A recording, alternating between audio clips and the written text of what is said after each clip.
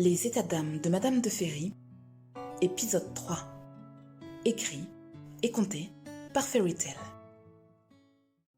Alors que tous les gens de la maison s'agitaient et que le visiteur inconnu avait été installé au salon, Madame de Ferry terminait de s'affairer dans son cabinet de toilette en compagnie de sa bonne, Amandine. Malgré toute sa volonté, la pauvre bonne ne cessait de recevoir reproches et réprimandes de la part de sa maîtresse. « Mais enfin, ne serrez pas ainsi! Voulez-vous donc m'étouffer ?» Et la bonne de desserrer le corset de madame, les mains tremblantes. « Amandine, êtes-vous sotte? Pourquoi me farder avec ce vilain rouge de Valence qui me donne des airs de péronnelle prétentieuse?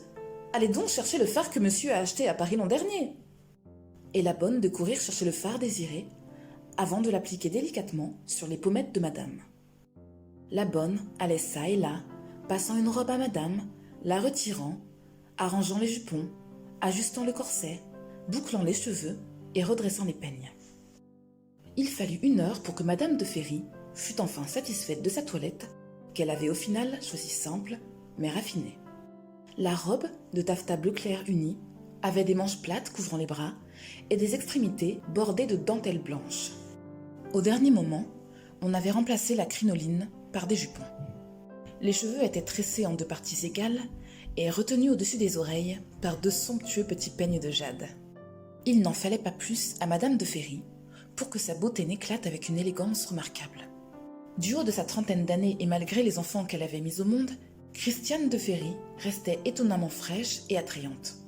Glissant ses pieds dans des souliers de taffetas bleu brodé parfaitement assortis à sa robe, Madame de Ferry se regarda dans le miroir, s'aspergea de parfum et quitta son cabinet de toilette dans laquelle sa bonne s'efforçait de remettre de l'ordre. « Amandine, lorsque vous aurez terminé de ranger le cabinet de toilette, ordonna Madame de Ferry, je vous ferai gré de m'attendre au salon. Je m'en vais chercher monsieur dans ses appartements et nous descendrons ensemble retrouver notre invité. »« Eh bien, madame, » répondit la bonne en s'inclinant légèrement. Madame de Ferry, satisfaite, traversa le long couloir séparant ses appartements de ceux de son époux, Richard de Ferry. Elle entra sans s'annoncer alors que son époux était debout sur un tabouret face à son valet de chambre. Ce dernier attachait les boutons des manches de la veste de monsieur. Madame de Ferry détailla la tenue de son mari et pensa qu'elle lui seyait à merveille. Monsieur de Ferry avait revêtu un habit de réception, ne sachant quel type de visiteur s'annonçait dans sa demeure. Sa tenue était élégante, mais sans chichi. Il portait une chemise blanche et unie et une veste bleu marine à grands basques et à revers large. Son beau gilet couleur crème était bordé de motifs bleu foncé et sa cravate assortie était portée comme un foulard et rejetée sur son épaule gauche.